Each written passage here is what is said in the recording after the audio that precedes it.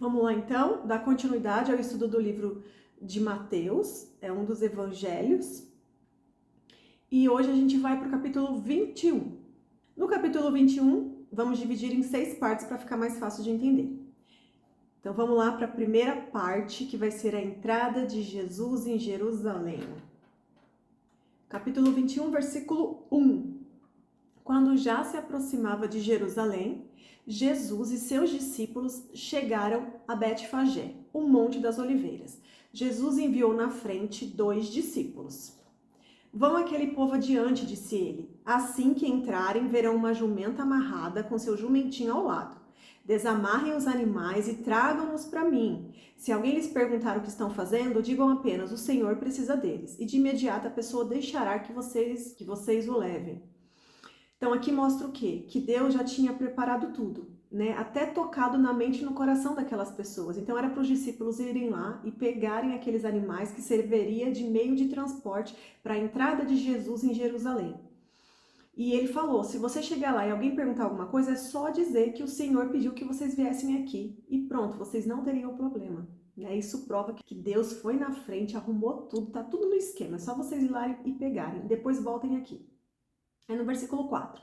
Isso aconteceu para cumprir o que foi dito por meio do profeta. Digam ao povo de Sião, vejam, seu rei se aproxima. Ele é humilde e vem montado no jumentinho, cria de jumenta.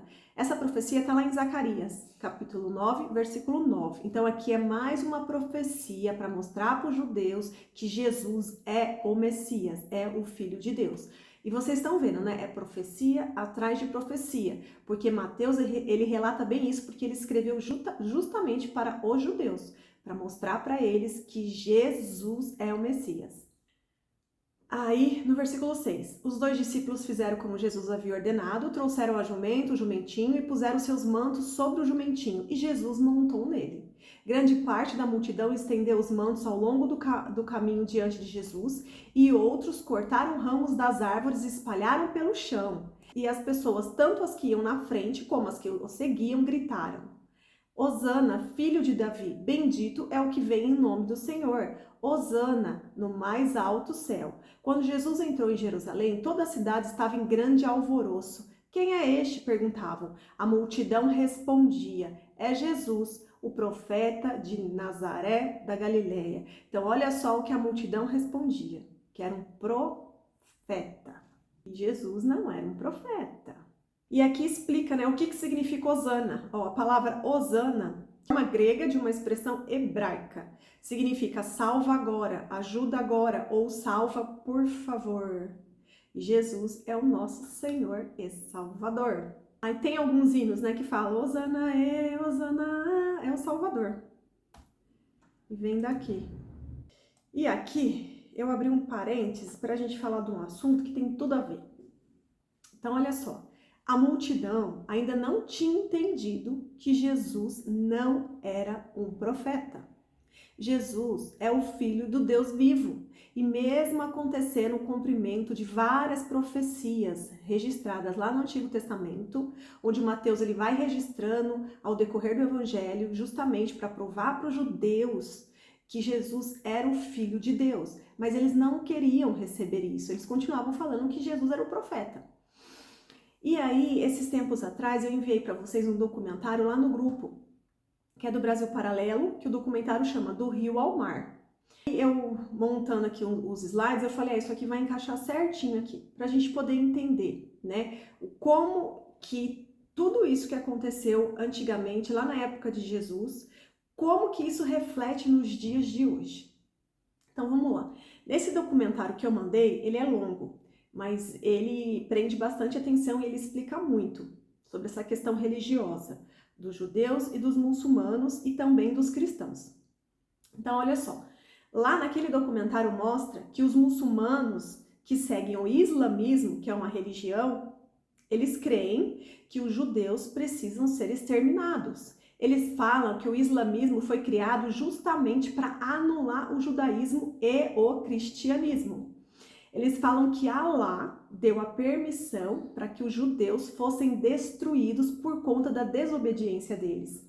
E com isso, eles acham que então os judeus eles não precisam mais de território. E por isso que eles querem todo o território de Israel, que é do rio ao mar. Que é isso que alguns protestantes da Palestina, que dizem em prol a Palestina, ficam pedindo, né? Do rio ao mar, do rio ao mar. Ou seja, eles querem todo o território de Israel. Eles querem aniquilar o território de Israel e todos os judeus. Eles querem acabar com a existência de Israel.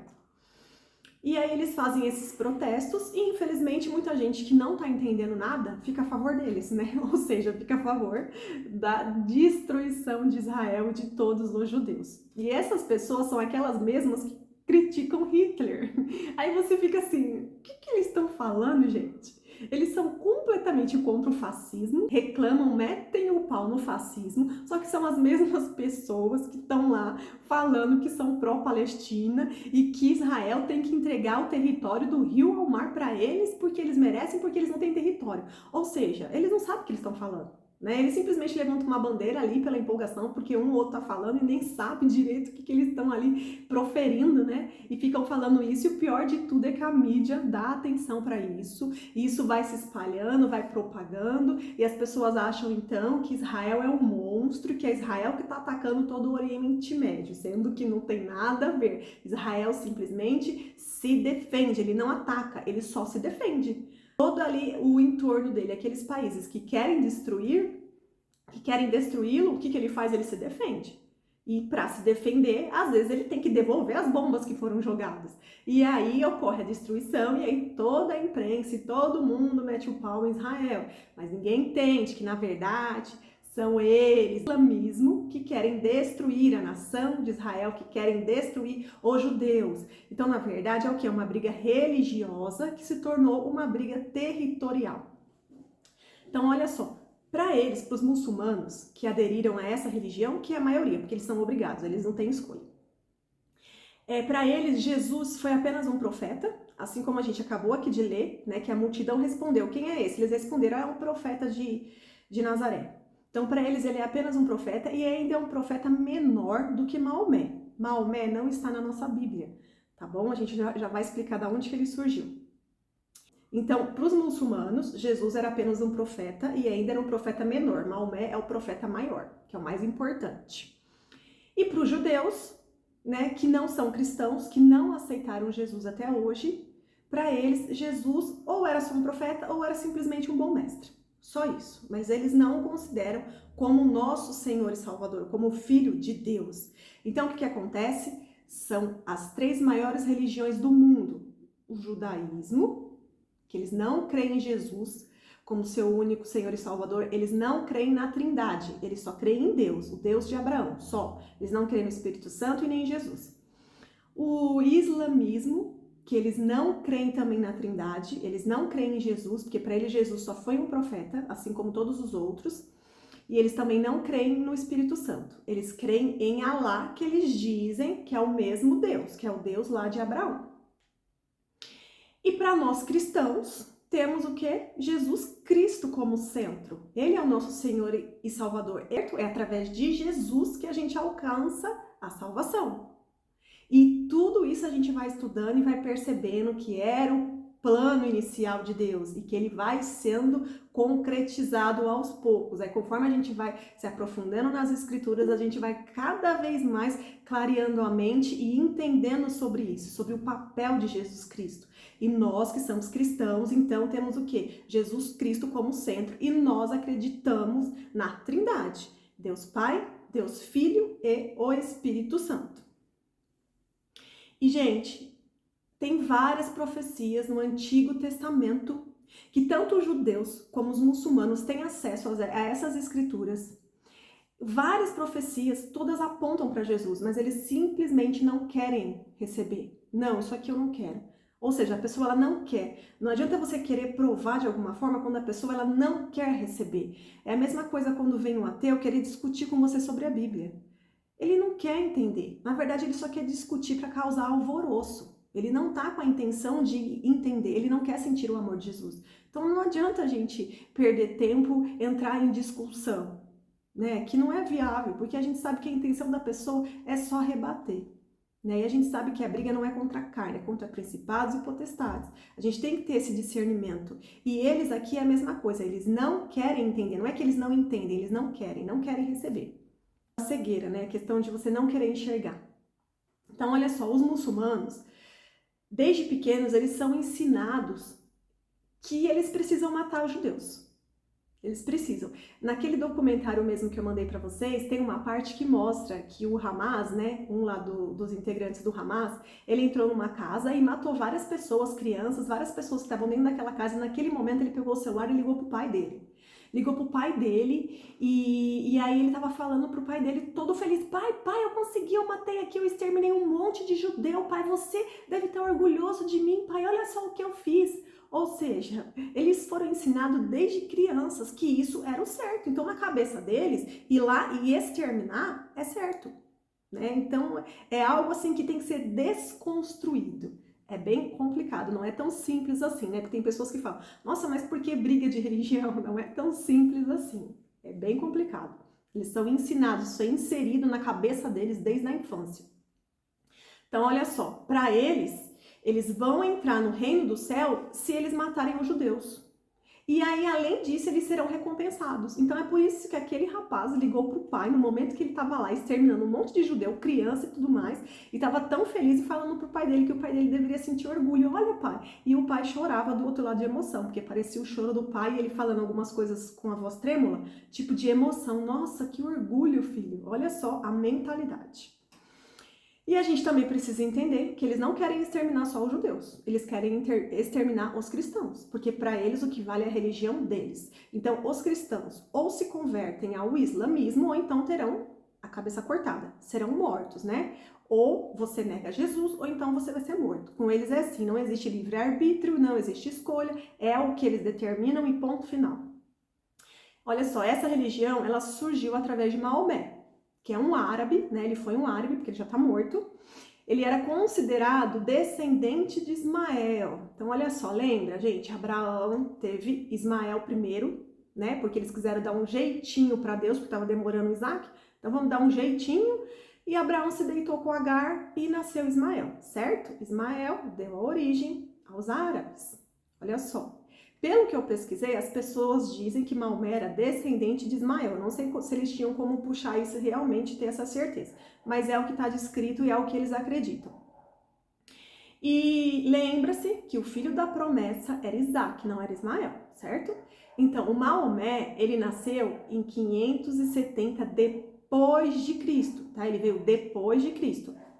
E ele relata que o anjo Gabriel apareceu para ele e deu essa missão para ele poder expandir essa nova religião, né? Era para acabar com todo o politeísmo e era somente para adorar Alá. Só que junto à religião tinha que ir anexado a ideologia política e comercial. Então, vocês estão vendo quais são as intenções por detrás disso. Então, a conversão, qual foi o método que ele utilizou para que as pessoas se convertessem àquela religião? Que ele diz que foi usado como instrumentos por Alá, né? Não, ele era instrumento nas mãos de Alá, porque o anjo Gabriel apareceu para ele, deu todas as diretrizes para ele, e através dele foi criada essa religião. E como que ele ia fazer para convencer todas as pessoas? Era simplesmente, as pessoas eram obrigadas. Porque depois que ele conseguiu alguns aliados, eles se fortaleceram e começaram a obrigar as pessoas. Então era assim, ou você se converte a essa nova religião, ou então você vai ser roubado, ou então você vai ser morto. E assim continuou até que essa religião foi se expandindo e foi crescendo. E aí eles foram fazendo lavagem cerebral com as crianças, né? Porque daí é eles que iam e colocavam isso na cabeça das crianças desde a infância. Então para eles, para as crianças que depois se tornaram adultos, isso é normal, porque foi isso que foi inserido dentro da mente deles. Então, eles não conhecem o livre-arbítrio, eles têm que seguir, né, o que foi descrito lá no Alcorão, que foi descrito por Maomé. Agora, olha só, o Alcorão ele foi descrito por Maomé ao longo de 23 anos, só que eles não acreditam na Trindade. Então, você imagina a inspiração que ele teve para escrever esse Alcorão. Porque a Bíblia ela é inspirada pelo Espírito Santo. né? E olha só outra coisa, tem muita gente que pode falar assim, uai, mas por que que o anjo Gabriel pode aparecer para Maria e vocês falam que é verdade e apareceu lá para Maomé e para ele é mentira? Vamos lá.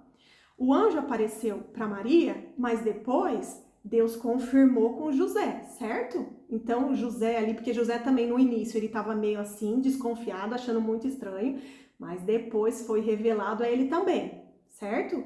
E além disso, o que aconteceu com Isabel? Ela também sabia que na barriga dela estava o João Batista. Também ela foi avisada. E aí, quando Maria foi lá e encontrou com Isabel, a Isabel já sabia, e o bebê dentro da barriga dela começou a se mexer muito, porque dentro da barriga da Maria tinha Jesus. Então, são uma parte interligada à outra. É uma pessoa que foi usada, a outra foi usada, a outra foi usada, e ali eles se conectam e confirmam o que Deus descreveu, certo? Aqui não. Aqui é um único relato. Tem que acreditar exclusivamente no que Maomé determinou, apareceu para mim e ao longo dos anos foi eu que escrevi o Alcorão e vocês têm que seguir, ponto final. É mais ou menos isso.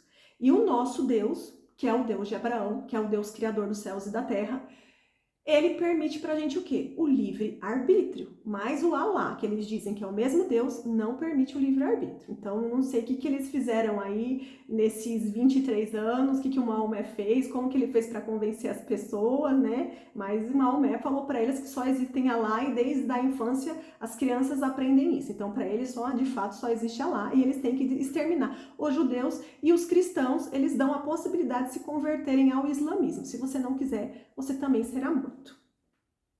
Então, isso é mais ou menos o que conta lá naquele documentário, naquele filme que eu enviei lá no grupo, né? Fala um monte de coisa, que são mais de 2 horas. É bem interessante, porque eles não falam só um lado, né? São muçulmanos explicando, e os muçulmanos falam exatamente isso que eu acabei de falar. Não é os judeus que falam isso, são eles mesmos que falam o que eles aprenderam, o que eles pensam, o porquê e tudo mais. Eles não têm acesso ao mundo, assim como a gente tem acesso, onde a gente pesquisa todas as religiões, aonde a gente vai ver o que a gente concorda, o que não concorda. Eles não têm o Espírito Santo para convencer eles. A gente tem o Espírito Santo, mas eles não creem no Espírito Santo, né? Então imagine eles, um Deus que não fala com eles, um Deus que não tem o Espírito Santo que ele envia para poder convencer do pecado. Então imagina, as regras são deles. É aquilo que ele disse que escutou do anjo Gabriel e determinou lá através do Alcorão. Foi o que ele registrou. Aí o que acontece? Aí na mesma época que eu assisti aquele documentário, eu ouvi um testemunho de uma moça que ela é ex-muçulmana. Então ela nasceu nessa cultura, nessa religião, e depois de um tempo ela se converteu ao cristianismo. Mesmo quando ela tá dando testemunho, ela tá com aquela burca, né, com aquela roupa preta assim, só aparece o olho assim, né? Ela tava explicando. Aí ela falou assim, que ela nasceu numa cidade pequena chamada Kuwait, se eu não me engano, o nome da cidade era essa. E que daí ela falou que teve uma vez que ela tava andando pela rua lá da cidade onde ela morava, e aí ela tava andando com o pai dela. E ela viu uma multidão. E aí, conforme eles iam andando durante passando por aquela multidão, a multidão, tipo, foi jogando eles pro meio. Tipo, igual quando você vai entrar no metrô, no trem, que tem tanta gente que você nem se mexe, né? O povo mesmo que te empurra pra você entrar no metrô e no trem, é isso. Aí ela disse que foi parar lá no meio da multidão. Aí ela disse que quando entrou lá, ela viu que tinha uma moça sentada numa caixa. E essa moça tava lá sentada, amarrada, e ao lado dela tinha um homem árabe que fazia uma espécie de oração islâmica, ficava recitando aquela oração, né? E que daí, de repente, ele pegou uma espada, puxou a espada e foi lá, pá, cortou o pescoço daquela moça. Aí ela disse que ficou meio assim, né? Super nervosa, o coração começou a mil. E o pai dela falou para ela que se ela não obedecesse aos ensinamentos, que se ela não obedecesse a Allah, aquilo também poderia acontecer com ela. Então imagina, eles crescem nesse ambiente, nessa cultura, né? Então eles passam a aprender a conviver com isso, eles têm muito medo, né? Então eles não se convertem à religião por opção, não existe livre-arbítrio, eles nascem com aquilo, né? Aquilo é ensinado a eles e não existe outra opção. Aí ela relatou, né, que eles foram ensinados a fazer as orações 5 vezes ao dia. E lá ela falou que o judeu para eles era uma palavra muito ruim, é como se fosse um palavrão, é como se você estivesse xingando alguém quando você falava a palavra judeu, né? E aí ela fala que desde a infância eles são ensinados que os judeus não devem existir, que eles têm que ser aniquilados, né? Que todos ali vão ser recompensados se eles conseguirem matar os judeus. E aí ela falava, eu fui ensinada a isso, mas nenhum judeu nunca fez mal para mim nem para minha família. Ela falou, eu nem sequer conhecia um judeu. Ela falava, eu não conhecia, mas a gente é ensinado isso, que judeu é um palavrão, é uma coisa ruim que eles precisam morrer. E aí ela falou assim que ela se sentia muito sozinha. Ela falou que em várias situações ela não tinha ninguém com quem compartilhar as dúvidas, né? Porque tudo lá as pessoas ficam com muito medo. Então ela se sentia muito sozinha. Então em alguns momentos, quando ela estava fazendo as orações para lá, ela tentava conversar com Allah. Assim como a gente conversa com Deus, ela falou que tentava conversar com Allah, né? E nas orações dela, ela pedia para Allah fazer com que o pai dela fosse menos violento, fazer com que o pai dela parasse de bater na mãe dela, parasse de bater nela. Mas ela falava, Allah não me escutava. Ela falava assim, Allah não é um Deus de relacionamento como vocês cristãos estão acostumados, né? O Allah, ele não é um Deus do eu te amo. Não é isso. Então ela falou, não existe um relacionamento com Allah, né? É simplesmente através daquelas orações que são repetitivas e elas têm que obedecer ao Alcorão. Tem que obedecer ali tudo que é imposto por aquela religião. Não existe relacionamento, assim como a gente está acostumado.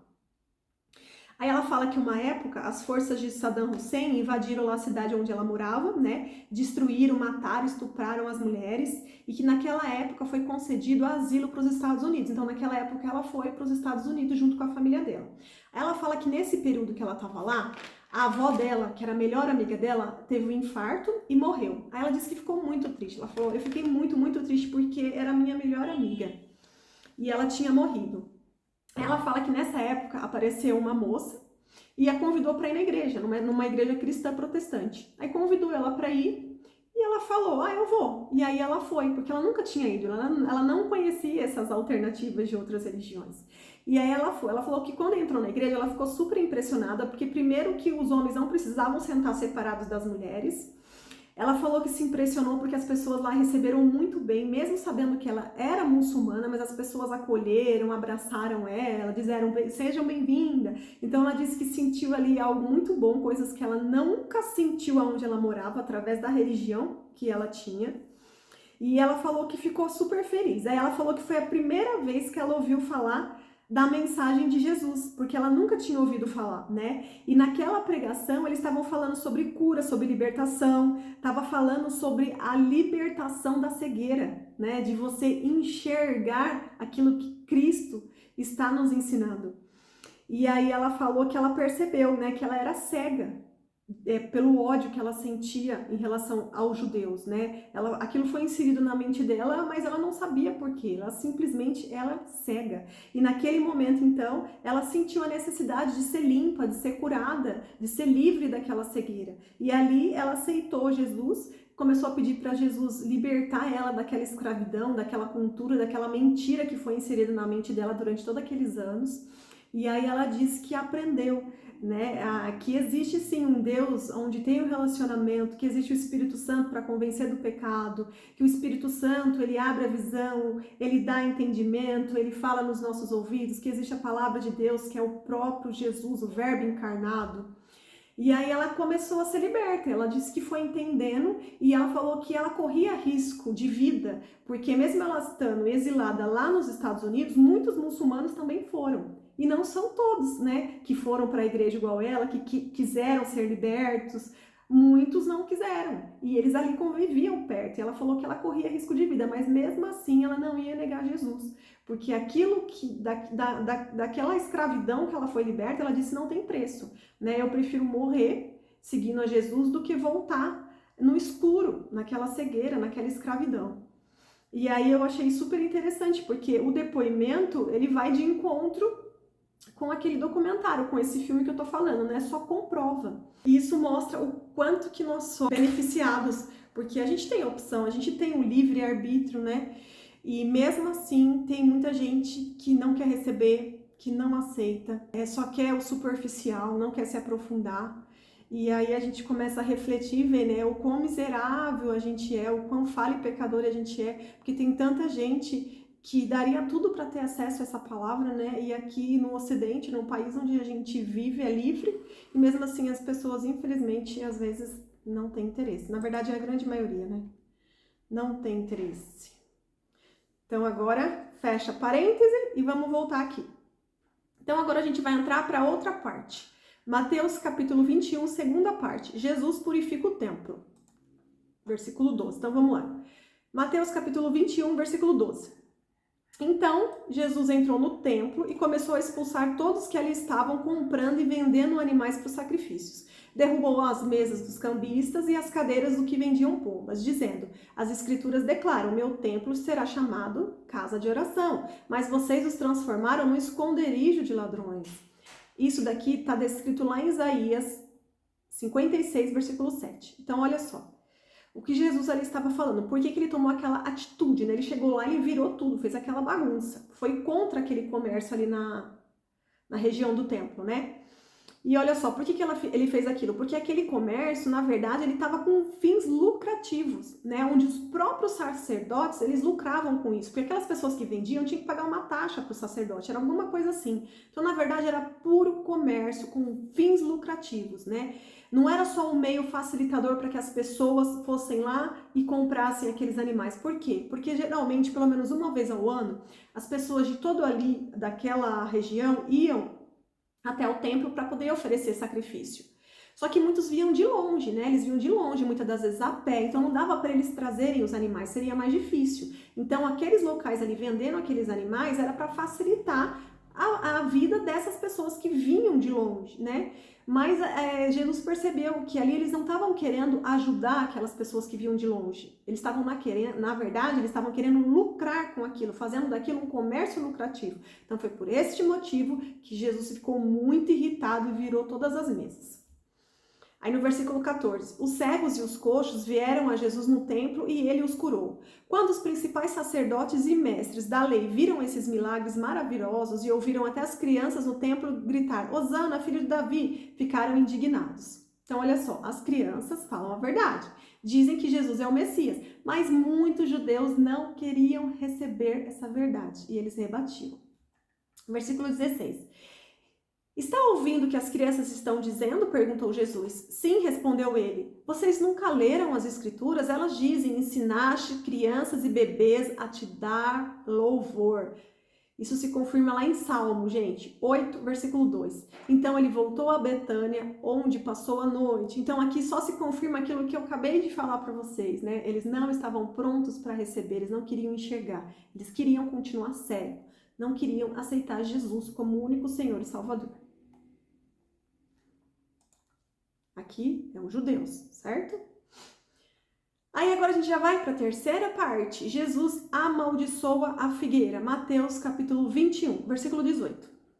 De manhã, enquanto voltava para Jerusalém, então imagina, aí Jesus saiu dali, né? Já teve tensão ali. E aí de manhã, enquanto voltava para Jerusalém, Jesus teve fome. Encontrando uma figueira à beira do caminho, foi ver se havia figos, mas só encontrou folhas. Então disse a figueira, nunca mais dê frutos. E no mesmo instante a figueira secou. Então olha só havia folhas na figueira se houvesse frutos. Então por isso que Jesus se aproximou daquela figueira, porque ele avistou aquela figueira e viu que ela tinha folhas. Então ele pensou, se tem folhas, tem frutos. Aí ele foi lá para poder colher os frutos. Chegou lá, ele viu que não tinha, ele viu que era uma propaganda enganosa. Então aquela figueira, ela parecia desafiar a estação do ano, porque na verdade nem era época de ter figos, mas o que parecia que tinha. Então ele falou, nossa, uma figueira que dá fruto fora da época. Mas quando chegou lá, ele viu que era mentira, ele viu que era uma propaganda enganosa, só tinha folhas, mas não tinha frutos. É por isso que ele foi e amaldiçoou, né? E a figueira secou. Versículo 20. Quando os discípulos viram isso, ficaram admirados e perguntaram, como a figueira secou tão depressa? Jesus respondeu, eu lhes digo a verdade. Se vocês tiverem fé e não duvidarem, poderão fazer o mesmo que eu fiz com essa figueira e muito mais. Poderão até dizer a este monte, levante-se e atire-se ao mar, e isso acontecerá. Se crerem, receberão qualquer coisa que pedirem em oração. Então não basta só orar e clamar, né? A gente precisa crer. A gente não pode orar duvidando, né? Porque daí você atrapalha as suas próprias orações. Você tem que orar acreditando. A gente precisa crer. Toda a oração que tiver fé, né? Que você realmente crer. Aqui está dizendo, receberão qualquer coisa que pedirem em oração, se crerem. Então a gente não pode se auto-sabotar, né? Pedir algo, mas na verdade, no fundo, achar que não tem jeito. Então agora a gente já vai para a quarta parte. A autoridade de Jesus é questionada. Mateus capítulo 21, versículo 23. Quando Jesus voltou ao templo e começou a ensinar, os principais sacerdotes e líderes do povo vieram até ele e perguntaram: com que autoridade você faz essas coisas? Quem lhe deu esse direito? Jesus respondeu: eu lhes direi que autoridade faço essas coisas se vocês responderem uma pergunta. Então aqui novamente Jesus respondeu com outra pergunta. Aí ele perguntou: a autoridade de João para batizar vinha do céu ou era apenas humana? Eles discutiam a questão entre si. Se dissermos que vinha do céu, ele perguntará por que não cremos em João. Então, por quê? Porque Jesus se submeteu a João. E se realmente João era um homem de Deus, por que então eles não acreditavam em Jesus? Jesus se submeteu a João, ele foi batizado. Então ali ele estava mostrando, eu creio que João ele é enviado do meu Pai, porque Jesus sabe das coisas. Então aqui ele estava falando para eles, ele estava respondendo com uma outra pergunta. Então, se vocês acham que João é realmente enviado por Deus, por que então vocês duvidam de mim, de Jesus, né? É ele perguntando. Aí no versículo 26, mas se dissermos que era apenas humana, seremos atacados pela multidão, pois todos pensam que João era profeta. Eles ali, na verdade, também estavam com medo da multidão, porque todo mundo ali acreditava de fato que João era um profeta enviado por Deus. Aí no versículo 27, por fim responderam a Jesus: não sabemos, e Jesus replicou: então eu também não direi com que autoridade faço essas coisas. No começo eles perguntaram para Jesus com que autoridade ele fazia tudo aquilo, né? Fazer tantos milagres. E aí ele jogou uma outra pergunta, só que eles não responderam porque eles estavam com medo. Porque se eles falassem que não, a gente não crê que João é enviado por Deus, eles sabiam que a multidão toda ia ficar contra eles. Eles não podiam fazer isso. Mas se eles concordassem, eles não iam ter como dizer que Jesus também não era filho de Deus. Entende? Porque o João estava ligado a Jesus. Então eles ficaram ali, então o que a gente vai responder? Não vamos responder nada. E aí Jesus então fala, então tá bom, então também eu não vou dizer com que autoridade que eu faço essas coisas. Então eles estavam mais preocupados, entende? Com as consequências, com o que as pessoas iam pensar, no que aquilo ia causar, do que de fato entender com que autoridade que Jesus fazia tudo aquilo, porque na verdade no fundo eles sabiam, mas eles não queriam admitir e nem reconhecer que Jesus era o Filho de Deus. Eles não tinham fé, eles não queriam, na verdade, né? Não quer aceitar. É aquela história, Jesus ele bate a porta. É você que sabe se você abre ou não. Você não é obrigado a abrir. E essa que é a diferença do cristianismo, né? Você existe a escolha, você escolhe se quer ou não. Capítulo 21, versículo 28. A parte final que é mais interessante. Vamos lá, Mateus 21, versículo 28. O que acham disto? Um homem que tinha 2 filhos disse ao mais velho. Aqui é a parábola dos 2 filhos. O homem que tinha 2 filhos disse ao mais velho: filho, vá trabalhar no vinhedo hoje. O filho respondeu: não vou, mas depois mudou de ideia e foi. Então o pai disse ao outro filho: vá você. E ele respondeu: sim, senhor, eu vou, mas não foi. Qual dos 2 obedeceu ao pai? Eles responderam: o primeiro. Então Jesus explicou: eu lhes digo a verdade, os cobradores de impostos e prostitutas entrarão no reino de Deus antes de vocês. Então olha só aqui o que Jesus estava mostrando. Não bastava ser um líder religioso como aqueles líderes eram, né? Porque eles se vestiam como, porque eles se comportavam como, porque eles tinham toda a escritura de cor. Não basta você dizer que vai, sendo que depois você não vai. Então é muito melhor uma prostituta, um cobrador de imposto, que fala que não vai, mas depois vem o start, ele aceita Jesus, ele se converte e ele vai, do que aqueles que se mostram mestres da lei, entendidos sobre tudo de Deus, mas na verdade não vai. Diz uma coisa e depois não cumpre. É isso que Jesus aqui está dizendo, né? Porque a entrada não é por discurso, e sim por fé, por prática. Então, muitas das vezes, quando uma pessoa não tem muito conhecimento, ainda não foi tocada pelo Espírito Santo, ela é um pouco resistente, né? Ela diz que não acredita e tudo mais, mas de repente o Espírito Santo a convence e ela, pronto, levanta a mão e eu aceito Jesus. A partir daquele momento a vida dela é transformada. E aquele que se mostrava um tão religioso, que nasceu em berço evangélico, Fala que faz, mas no fundo não faz. No fundo, não cumpre aquilo que ele está aprendendo nas Escrituras. É isso que Jesus está explicando aqui. Aí no versículo 32. Pois João veio e mostrou o caminho da justiça, mas vocês não creram nele, enquanto cobradores de impostos e prostitutas creram. E mesmo depois de verem isso, vocês se recusaram a mudar de ideia e crer neles. Então, mesmo diante de tudo que aconteceu, mesmo diante depois deles verem que os pecadores passaram a crer, mesmo assim eles se recusaram. Não quiseram mudar de ideia e não creram em Jesus. Então não adianta nascer e crescer num ambiente religioso, todo místico, né? Tem muitas casas que ficam com as Bíblias abertas, por exemplo, né? Como se fosse uma superstição.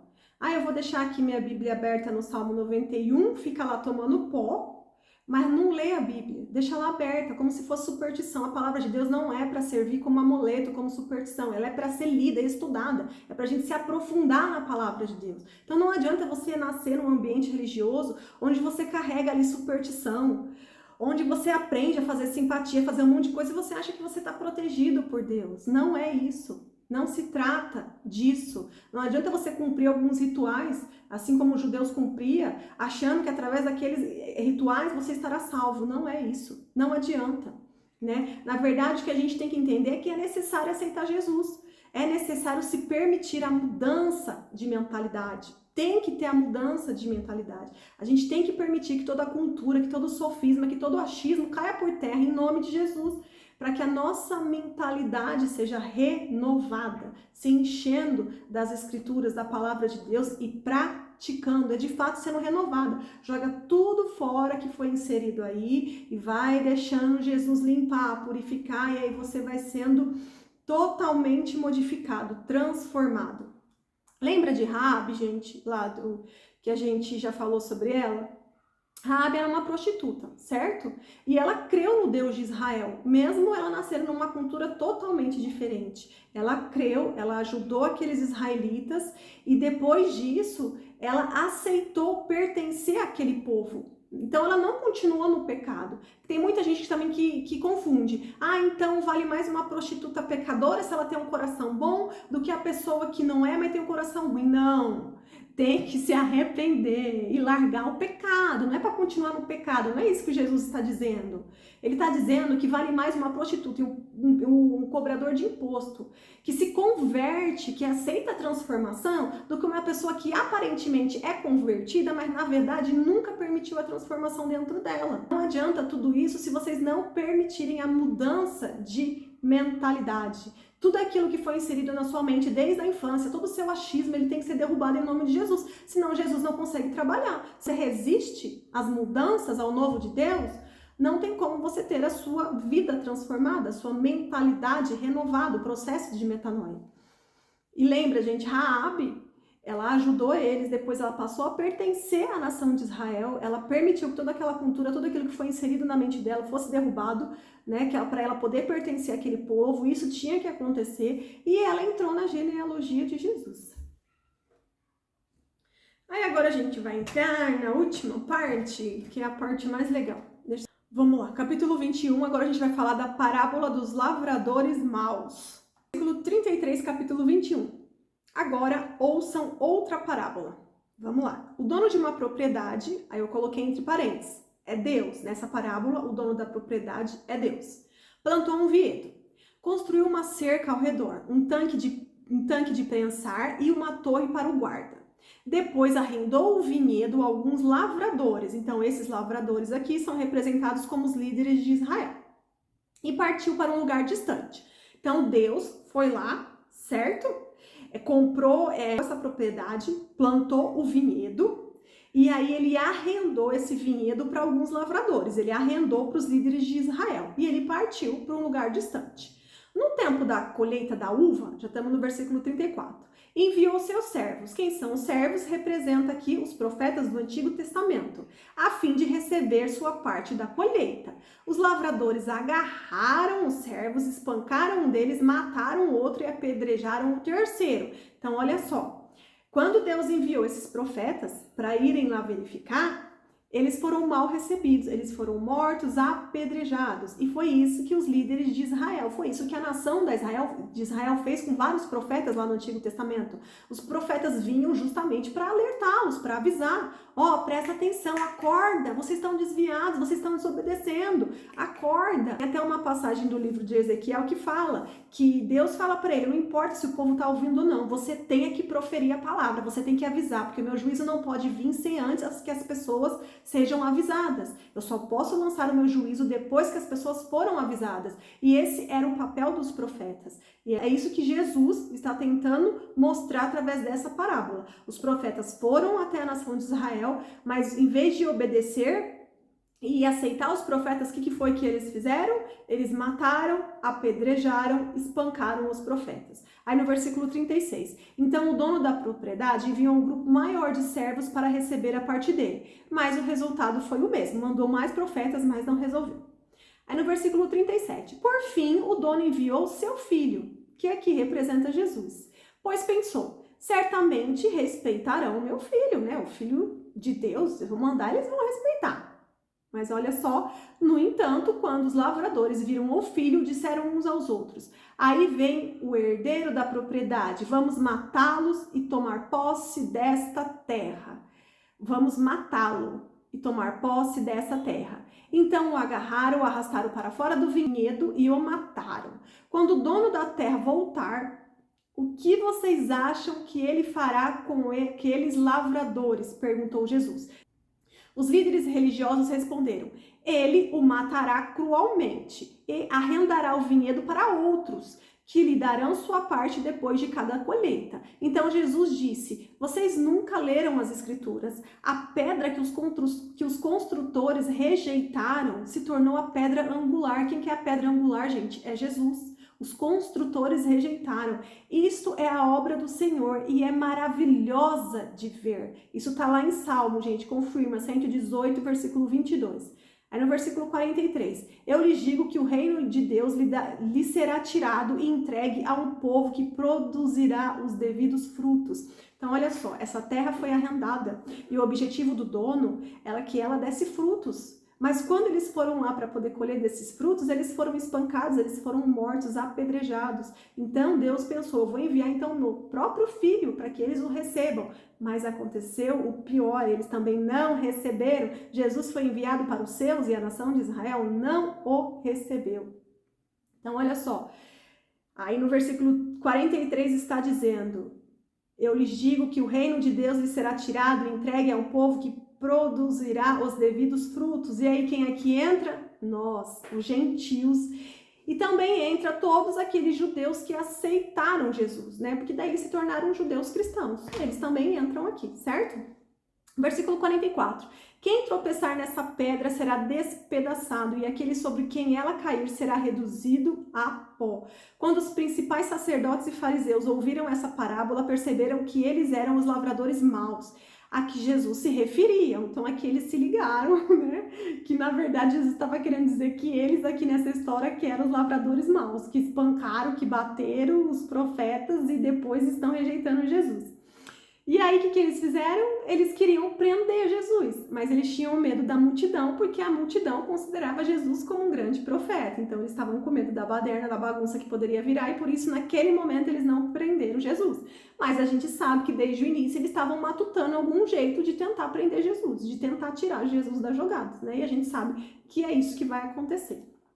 Através dessa parábola, a gente consegue entender, né, aonde que a gente entra, porque se nós não somos judeus, onde que a gente entra? Aqui, através dessa parábola, a gente consegue entender. Então, olha só, nessa parábola, o dono é Deus, os lavradores maus eram os líderes religiosos de Israel, era a nação de Israel, os servos eram os profetas do Antigo Testamento, o filho era Jesus. E lembra-se, gente, Deus ele fez uma aliança lá com Abraão, onde foi dito, em ti serão abençoadas todas as nações dessa terra. Então, não eram só os judeus. Eram todas, não é só a nação de Israel. Através de Abraão, todas as nações da terra seriam abençoadas. Então esse já era o plano de Deus. Nós também seríamos incluídos através de Jesus. Já era o plano. Essa parte está lá em Gênesis capítulo 12, versículo 3. Então, olha só, independente se Israel fizesse um bom trabalho ou não, assim como nessa parábola, que eles não fizeram um bom trabalho, porque quando eles voltaram lá para poder colher os frutos, eles não quiseram dar os frutos, não tinha frutos, ainda foram espancados, certo? Então, independente se Israel tivesse feito um bom trabalho ou não, se eles tivessem aceitado Jesus ou não, nós já estávamos no plano de Deus. Nós já seríamos incluídos através de Cristo Jesus, certo? E tem muita gente que fala, né? Então se Israel não fosse uma nação obediente, a gente não seria incluído, a gente não seria salvo? Sim, seríamos. Porque isso já está escrito lá em Gênesis, já era parte do plano de Deus. E olha só o que está escrito em João, capítulo 1, versículo 10. Veio ao mundo que ele criou, mas o mundo não o reconheceu. Veio ao próprio povo e eles o rejeitaram. Mas a todos que crerem nele e o aceitaram, ele deu o direito de se tornarem filhos de Deus. Estes não nasceram segundo a ordem natural. Por quê? Porque os israelitas nasceram segundo a ordem natural e era o povo desde o início separado de Deus, lembra? Nem como resultado da paixão ou da vontade humana, mas nasceram de Deus. Assim a palavra se tornou ser humano, carne e osso e habitou entre nós. Quem? Jesus, é o verbo encarnado. Ele era cheio da graça e verdade, e vimos sua glória, a glória do Filho único do Pai. Então, desde o início, desde Gênesis, nós seríamos incluídos, nós seríamos abençoados através de Jesus, independente se Israel aceitasse Jesus ou não, independente se Israel passasse a ser mais obediente do que desobediente, como a gente viu em toda a história da Bíblia. Então, Deus não queria tratar Israel, aquela nação, somente como um povo especial e separado, como a gente viu, como a gente estudou muito e entendeu lá no Antigo Testamento. O propósito era que eles fossem usados como instrumentos nas mãos de Deus para abençoar os povos de toda a terra. Eles eram para ser usados como instrumentos. O plano de Deus nunca foi somente para um povo, para o povo de Israel. Era para todos os povos, desde o início, desde lá de Gênesis. Mas é que esse povo, eles deveriam ter sido usados como instrumento, mas eles não aceitaram. E olha só, isso não pode ser desculpa para os muçulmanos dizer, né, para o islamismo dizer que os judeus precisam ser exterminados porque eles foram desobedientes. Aonde que está escrito que Deus pediu que eles exterminassem os judeus porque eles foram desobedientes? É da cabeça de Maomé. Quem será que inspirou Maomé a escrever isso, gente? Quem será que inspirou? Se ele não crê no Espírito Santo, a Bíblia foi inspirada pelo Espírito Santo e o Alcorão. Né? Então olha só da onde foi que foi tirado todas as ideias, né? Como que as pessoas usam as coisas às vezes para o caminho errado. Por isso que a palavra, a verdade, ela liberta, ela abre o nosso entendimento, ela nos cura da cegueira espiritual. Basta a gente se aprofundar que a gente começa a entender que existem outros interesses por detrás de tudo isso. Que às vezes eles tiram, né? Dizem que tiram uma ideia de que foi Deus que determinou e na verdade não é isso. O nosso Deus é o Deus do livre-arbítrio. Não é aquele Deus que diz, ou você faz o que eu tô mandando, ou então pá, vou cortar o seu pescoço. Não é assim. A outra coisa também que eu anotei aqui, ó, que é bem importante sobre essa parte. Ó, Paulo ele escreve lá em Gálatas para uma igreja de gentil que nós, os gentios, também somos filhos de Abraão. Mas somos filhos de Abraão pela fé, porque através de Cristo Jesus nós fomos adotados como filho. Então, através da fé, nós passamos a pertencer ao Pai, ao Abba, certo? E aí entra um momento onde Deus começa a tratar com os filhos da fé, entende? Porque aí você pensa assim, então tá bom, então Deus que trata com os judeus e Jesus então que trata com a gente que é cristão? Não, porque Deus, Jesus e Espírito Santo são um só. Aqueles que estão rejeitando, Deus falou nessa parábola, já que vocês rejeitaram o meu filho que eu enviei, vocês rejeitaram, então tá bom, então agora eu vou arrendar essa terra para outras pessoas. Quem são? Somos nós, os gentios, que aceitaram Jesus. Entende? Então nós passamos a ser filhos de Deus através da fé por Cristo Jesus. E Deus também quer nos usar como instrumentos para que a gente dê bons frutos. Entende? Por isso que a gente tem que sempre pedir e orar, Senhor, me usa como instrumento, abre, Senhor, a minha visão, a minha mente, me ajuda, eu quero ser transformado, né? Eu quero abrir mão das vontades da minha carne, eu quero viver o que o Senhor tem para minha vida, porque eu sei que é a sua vontade que é boa, perfeita e agradável. Aquilo que eu quero, às vezes, é só uma satisfação temporária, mas depois passa e eu começo a sentir o vazio. E se eu viver o que Deus tem para mim, eu me sinto preenchida. No momento pode até achar que é mais difícil, que não é aquilo que eu quero, mas depois aquilo vai me preenchendo de uma tal maneira, né? Aí vem aquela alegria independente da circunstância, aquela paz que excede o entendimento, e você vai vendo cada vez mais, dando mais passos de fé e tendo a certeza que você está no caminho certo, que você aceitou Jesus. E tudo isso que a gente falou hoje, gente, é muito bom, sabe por quê? Porque eu mesma, quando eu começo a me aprofundar na palavra, e que daí eu começo a ver as outras religiões, aí eu começo a ouvir um monte de coisa, a gente tem que estar muito fortalecido na fé para não balançar, né? Porque daí a gente vê tantas notícias de guerra, eles estão jogando bomba e matando um monte de criança, gente, a guerra não é bom para ninguém, é tudo muito triste, a gente tem que orar pela paz. Então a gente precisa estar firmado mesmo na palavra, entender, a gente tem que entender que nós temos o privilégio do Espírito Santo. Então quando alguém dizer alguma coisa, então quem disse que a sua religião está certa? Quem disse então que realmente Jesus é o Filho de Deus? Quem disse então que o cristianismo está certo? Que os protestantes estão certos? Quem disse é o Espírito Santo, porque toda vez que eu vou ler a Bíblia, ele está comigo e ele me mostra, ele abre os meus olhos, o meu entendimento, e aí ele começa a me mostrar e aquilo vai vindo paz, vai vindo alegria. Eu não sinto aquilo como aquela muçulmana testemunhou, porque ela não sentia paz nem alegria, ela não tinha relacionamento com Allah, mas nós temos. Nós temos, então essa é a maior certeza que a gente está no caminho certo. E o nosso caminho é Cristo Jesus. Eu só lembrei de uma coisinha aqui que eu vou compartilhar com vocês. Olha só, a nação de Israel, então, ela foi um povo, né, separado. Foi um povo que foi criado desde o começo, lembra, né, de Abraão. Eram usá-los como instrumentos nas mãos dele, para que depois, através de Cristo Jesus, a salvação fosse expandida, né, para todos os povos, para todas as nações. E só que muitas das vezes eles desobedeceram, né, eles se recusaram a ser usados. E isso também a gente precisa trazer para a nossa vida, né? Lembra lá, gente, de uma passagem da Rainha Esther? Não sei se vocês assistiram a novela quando passou na Record, mas eu adorei aquela novela, porque ela mostrava muitos detalhes que a gente trazia para a nossa vida. O final mudaram um pouco lá, não foi exatamente como a Bíblia, mas enfim, o contexto foi bíblico e eles colocaram muitos detalhes. Nossa, Deus falava muito comigo através daquela novela. E teve a parte, né, que o Mordecai, que é o tio da Esther, chega até ela não, né? Ele manda lá o recado e fala para ela que ela tinha que interceder pelo povo, porque o Amã havia feito um decreto onde todos os judeus seriam mortos. E aí o Mordecai, que era o tio da Esther, né, que era a rainha, foi lá e mandou essa carta e falou para ela. Mas o que ela respondeu, né? Em vez dela de imediato aceitar ser instrumento nas mãos de Deus, ela ficou com medo. E aí ela respondeu que ela estava com medo porque qualquer um que se apresentasse na presença do rei sem ser chamado poderia ser morta, né? E a rainha anterior havia sido morta. Então ela estava com medo, ela não queria ir lá interceder pelo povo, sendo que ela poderia ser morta.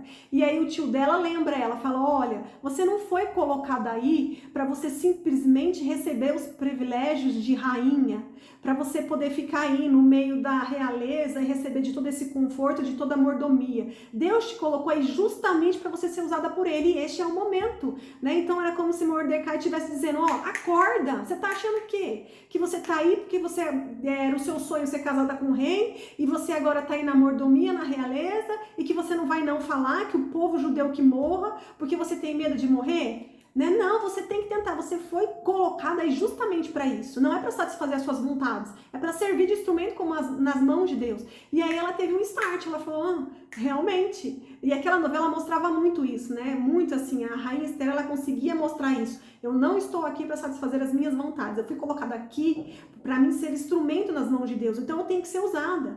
E aí depois, quando ela vai falar com o rei, né, ela até fala: se eu perecer, eu perecerei, se eu tiver que morrer, então que eu morra, mas eu vou tentar, eu vou fazer aquilo que Deus me colocou aqui para fazer. E isso aconteceu com a nação de Israel, né? Aconteceu em várias ocasiões na Bíblia. Saul, ele foi ungido, mas depois desobedeceu desobedeceu. Foi ungido, desobedeceu, Deus não vai ficar brigando, ou não vai ficar falando, então agora eu não vou cumprir aquele plano porque o ungido aqui não quis obedecer. Não, tirou e pôs Davi. Com Deus é assim, o plano vai ser cumprido, o propósito vai ser cumprido. Se você não quiser ser usado por Deus, Deus vai usar outro, né? E foi justamente isso que Mordecai falou para ela. Se você não quiser ser usado, tudo bem, Deus vai usar outro. Mas saiba, acorda para a vida, porque você tem que ser instrumento nas mãos de Deus. A sua vida não é para futilidade. Você tem que ser útil, né? E isso é um chacoalhão pra gente. E aí, esses tempos atrás, quando eu tava fazendo esse estudo, eu lembrei da Rainha Esther. E eu lembrei de uns tempos atrás, que teve uma época que eu tava passando de carro numa rua, e aí, na hora, o Espírito Santo virou meu rosto e eu olhei para 2 meninos que estavam subindo com uma mochilinha, eles estavam saindo do metrô. E quando eu olhei para aqueles 2 meninos, meu olho já começou a encher de lágrimas e o Espírito Santo falou para mim, você vai lá e fala com aqueles 2 meninos, você pergunta se eles estão precisando de alguma coisa que você tem que ajudar eles. Mas daí eu passei, assim, meu olho encheu de lágrima e eu fiquei pensando, só que era mó trânsito, e os carros buzinando, eu não podia parar, não tinha nem onde parar. E eu falei, não, é coisa da minha cabeça. Não, é coisa da minha cabeça, é coisa da minha cabeça, é coisa da minha cabeça. E aí eu tava com as crianças no carro, aquele vucu-vucu, os caminhões, os ônibus, eu falei, meu Deus, como é que eu vou parar? Enfim, não parei. Mas depois eu fiquei muito mal. Eu desci ali, eu só chorava, porque não tinha onde parar o carro. Quer dizer, se eu quisesse, eu dava um jeito, eu voltava, eu tinha que dar um jeito, certo? Mas enfim, eu preferi abafar a voz do Espírito Santo e achar que era coisa da minha cabeça e eu não obedeci. Eu fui embora. E aí, conforme eu ia embora, eu ia chorando, tava muito nervosa. E aí, o Espírito Santo foi falando comigo, tudo bem, você não quis ser usada, porque eu ficava chorando, não porque eu não obedeci, eu ficava chorando porque eu ficava pensando, meu Deus, aqueles meninos podem padecer, né, porque Deus me usou para poder ajudá-los e eu não obedeci, e agora os meninos podem estar passando por dificuldade, eu não sei o que aconteceu com eles, eu sei que eu entrei em pânico. E aí eu entrei em pânico e aí eu falei, meu Deus do céu, se acontecer com aqueles meninos, a culpa é minha, porque eu não obedeci. Mas daí o Espírito Santo falava pra mim, você fica tranquila, porque era pra você ter feito e você não fez. Mas Deus não vai deixar eles desamparados, porque Deus vai usar outra pessoa que queira obedecer, tá? Mas você presta atenção e fica atenta, porque da próxima vez quando eu falar, você vai e obedece. Sabe? E aquilo ficou remoendo em mim, e eu chorava, fiquei mal durante uma semana, eu só chorava. E aí eu fui aprendendo, sabe? Eu falei, quer saber, a próxima vez que o Espírito Santo falar, eu posso passar vergonha. Mas eu vou lá. Eu chego lá, passo vergonha, os outros vão buzinar, eu vou tomar multa, eu não quero saber. Se ele mandou, agora eu vou lá. A pessoa pode falar, dar uma cara assim de que, né, não foi de Deus, não sei o que, não interessa, mas eu vou. E é isso que a gente precisa entender, né? O Espírito Santo toca, Deus quer nos usar, a gente vive orando, pedindo para ser útil, aí quando Deus pede para ser útil, a gente tem um bloqueio. Não sei se é coisa da minha cabeça. Se você se enche da palavra de Deus, se você tem relacionamento com Deus, como é que é coisa da sua cabeça? Só pode ser o Espírito Santo, né? E é como o Mordecai falou para Esther, acorda, minha filha. Você acha que você tá nesse mundo aqui para quê? Para ficar usufruindo das coisas boas, para ter a sua família linda, maravilhosa, é para servir, é para você ser útil, para você ser instrumento nas mãos de Deus, né? Então, toda vez que a gente vai lendo, se aprofundando nas palavras, essas coisas vão se confirmando na gente, a gente vai lembrando de coisas que aconteceram com a gente, né? E eu fracassei, né? Naquela prova, eu acabei dando ruim, eu acabei não obedeci, infelizmente. Mas aquilo serviu para que eu pudesse ficar esperta e tomar o start, né? Acorda, minha filha, vamos acordar, você tem que trabalhar para Deus, né? Ficar dormindo e achando que você vem nessa vida aqui só para sombra e água fresca, não, né? Isso é bom para dar um start na nossa mente e no nosso coração, ficarmos atentos. Então é isso. Então vamos lá orar. Muito obrigada, Abba, porque temos a Ti, Senhor. Ó Deus, Tu és o nosso Abba. Temos relacionamento contigo, Senhor. O Seu Espírito Santo nos convence do pecado. Ele ilumina, Senhor, o nosso entendimento. Ele abre os nossos olhos. Ó Espírito Santo, nos convence, Espírito Santo. Nos mostre a verdade. Muito obrigada, Senhor Jesus, pelo Seu sacrifício naquela cruz. Obrigado porque o Senhor morreu por nós e nós não merecíamos. Muito obrigado, porque mesmo sendo falho e pecador, o Senhor se entregou por mim, o Senhor se entregou por cada um de nós. Muito obrigada, Jesus, muito obrigado. Queremos ter a sua mente, o seu olhar, o seu enxergar. Nos cura da cegueira espiritual, papai, nos cura, Senhor, nos preencha com seu amor. nos preencha com a sua presença. Muda a nossa mentalidade, nos transforma, Senhor, nos limpa de dentro para fora, Senhor. Queremos colocar em prática o seu evangelho, os seus ensinamentos. Nos ajuda, Senhor, nos ajuda a ser úteis. Queremos ser instrumentos em suas mãos. Nos ajuda, Senhor, por favor. Nos ajuda, Pai. Muito obrigada, Jesus. Muito obrigada. Obrigada por todas as pessoas que estão aqui presentes. Obrigada por todas as pessoas que estão ouvindo, papai. Que elas possam ser abençoadas, assim como eu estou sendo, Senhor. Muito obrigada por nos revelar os seus segredos. Muito obrigada. Em nome de Jesus, amém.